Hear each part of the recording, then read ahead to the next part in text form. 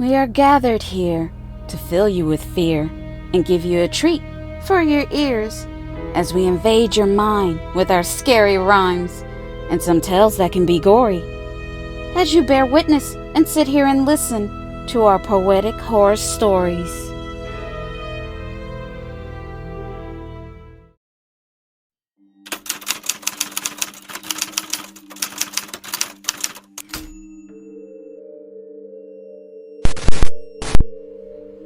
My dog isn't my dog anymore.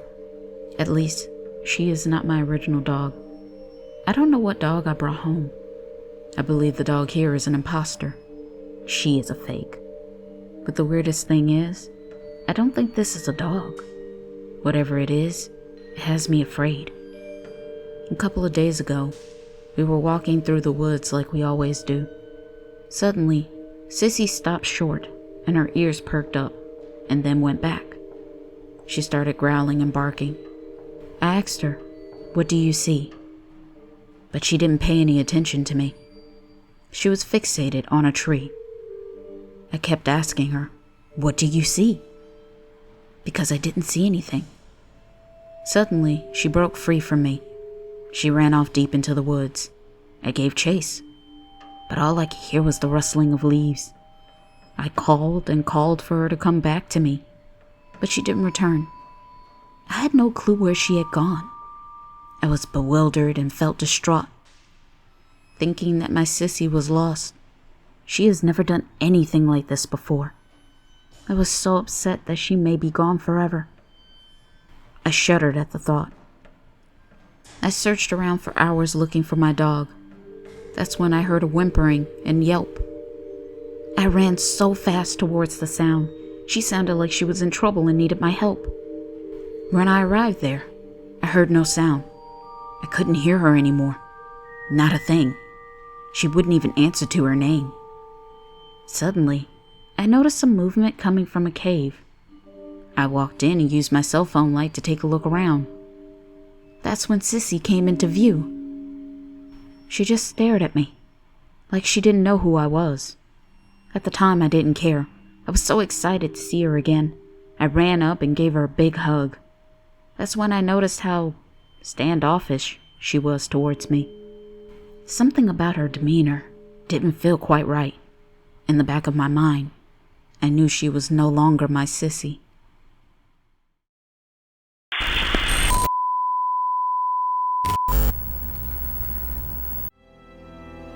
This is just a friendly reminder to please like and comment to let us know how we are doing so far. We would love to hear from you all. And if you're new, please subscribe and become a part of the PHS crew. And we thank you.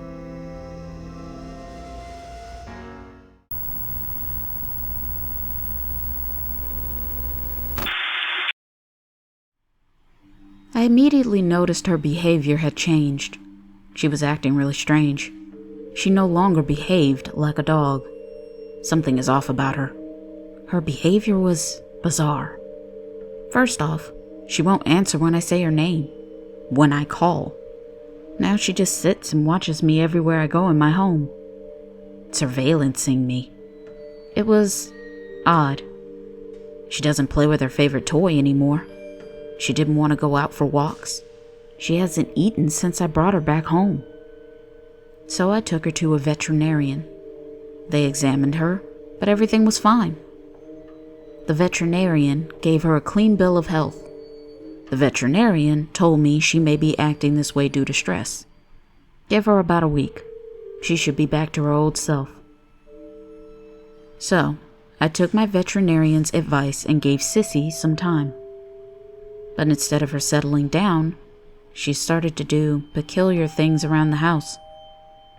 She started to open up the refrigerator and pull out packs of raw meat instead of dog food. This is now what she would eat. She would also sleep all day and stay awake all night. I woke up one night and she was standing over me watching me sleep. It took me by surprise. I was so scared. I asked her if everything was all right.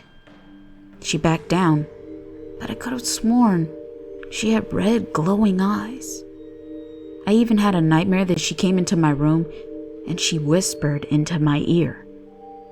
She told me, when the time is right, I will be sacrificed, and she will rip out my throat. No screaming. We don't want anyone to hear. I don't know what to do. I'm afraid of being alone in my house with this dog.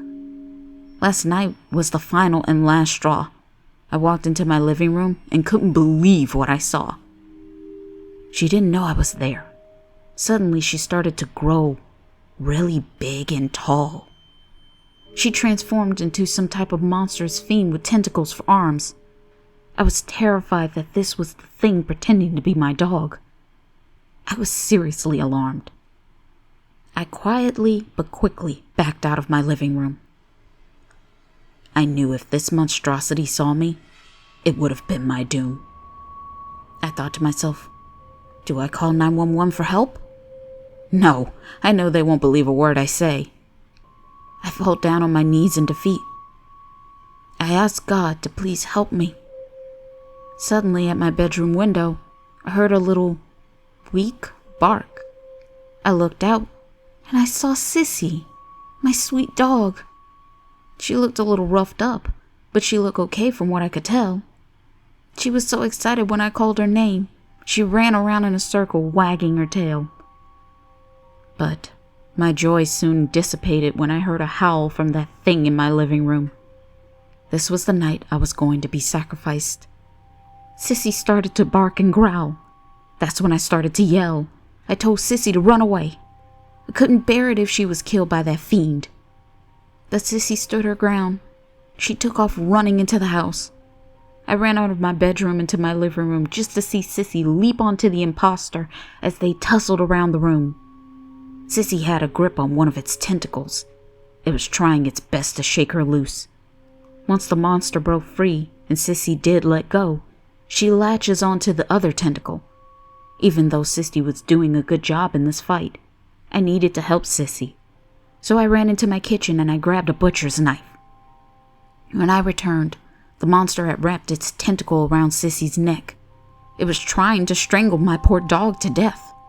I ran over and I started slashing at its tentacle arms as I yelled out, "Let go of my dog!" I could tell the monster was in pain, but it finally let go of Sissy because I slashed open a main artery. It retreated into a corner of the living room. Then it did something I never thought it could do. It started talking to me as green blood spewed out profusely. It said, "I thought I killed your dog in that cave that day. I thought it would be easy for me to shift shapes and take its place. I was going to sacrifice you, consume you, then transform myself into you. I had watched you for days out in the woods, but I made a mistake when your dog saw me behind the tree. I never thought she would chase after me. But I decided to take this as my chance, to get your dog out of the way. I would slip in and you wouldn't suspect a thing. But now, I see she is a good friend to you, indeed." The monster stopped talking because it started to become weak. I watched as the monster withered, curled up on my floor, and died. I was so relieved this ordeal was now over. It made me want to cry. I stayed up all night cleaning and burning the monster's remains. I can tell you, from that point in my life, it hasn't been the same. To know something like that is out there lurking in our world, trying to insert its evil agenda by force. But it's okay. I'm happy, and I know I don't have to be afraid. Because that fiend said one right thing. My dog Sissy is a good friend to me, indeed.